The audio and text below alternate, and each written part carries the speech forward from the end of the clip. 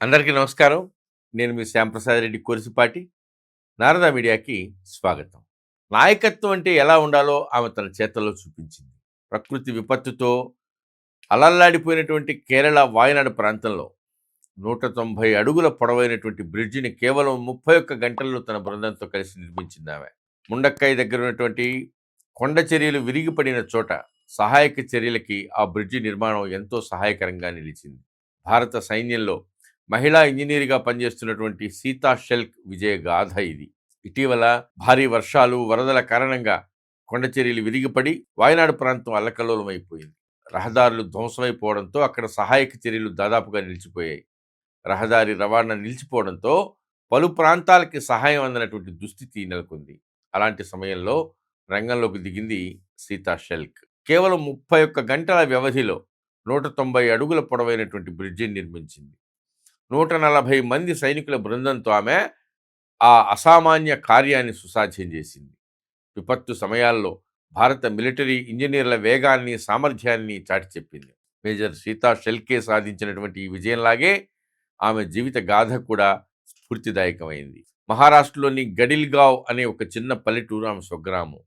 అహ్మద్నగర్లోని ప్రవర rural engineering కాలేజీలో mechanical engineering పూర్తి చేసింది.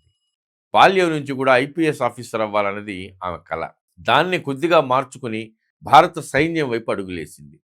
సర్వీసెస్ సెలక్షన్ బోర్డు పరీక్షలు రాస్తూ తన 3వ ప్రయత్నంలో పాస్ అయింది. 2012లో భారత సైన్యంలో చేరింది.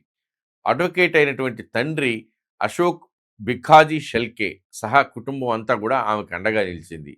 చెన్నైలోని ఆఫీసర్స్ ట్రైనింగ్ అకాడమీలో శిక్షణ సీతా షెల్కేని రాటుదేల్చింది. ఆ నేర్పు, చొరవ, దృఢ సంకల్పం, అంకిత భావం, దేశభక్తి వంటి గుణాల కారణంగానే మేజర్ సీత అత్యంత ప్రతికూల పరిస్థితుల్లో సైతం వాయనాడ్లో బ్రిడ్జి నిర్మించగలిగింది. సంక్షోభ సమయాల్లో భారత సైన్యం ఎలాంటి తెగువని, ధైర్యాన్ని ప్రదర్శిస్తారో, వాళ్ల సేవలు ఎంత ముఖ్యమో, భారత సైన్యం అంకిత భావం ఎంత గొప్పదో ఈ నిర్మాణం మరొక్కసారి నిరూపించింది. కాంగ్రెసు, అట్లాగే కేరళలో అధికార లెఫ్ట్ డెమోక్రటిక్ ఫ్రంట్ వంటి రాజకీయ పక్షాలు భారత సైన్యం యొక్క సమర్థతని, నాయకత్వ పటిమని పలుసార్లు సందేహించాయి, తీవ్రంగా విమర్శించాయి. అయినప్పటికీ కూడా వాయనాడు విపత్తు సమయంలో భారత సైన్యం తక్షణం రంగంలోకి దిగింది. అద్భుతమైనటువంటి సామర్థ్యంతో, అపురూపమైనటువంటి అంకిత భావంతో పనిచేసింది. శరవేగంగా బెయిలీ బ్రిడ్జి నిర్మాణం, కొనసాగుతున్నటువంటి సహాయక చర్యలు, విపత్తు స్పందనలో భారత సైన్యం యొక్క కీలక పాత్రకి నిదర్శనాలుగా నిలిచాయి. భారత్ మాతాకి జై.